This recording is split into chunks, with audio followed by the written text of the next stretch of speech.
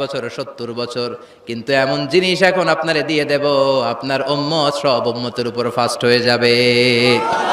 ইন্না আনজালনাহু ফি লাইলাতিল কদরি ওয়া মা আদরাকা মা লাইলাতুল কদর লাইলাতুল কদরি খায়রুম মিন আলফি শাহর। সুবহানাল্লাহ। লাইলাতুল কদরি খায়রুম মিন আলফি শাহর। ও নবী, আগের উম্মতের কাউরে আমি লাইলাতুল কদর দেই নাই, কদরের রাত দেই নাই।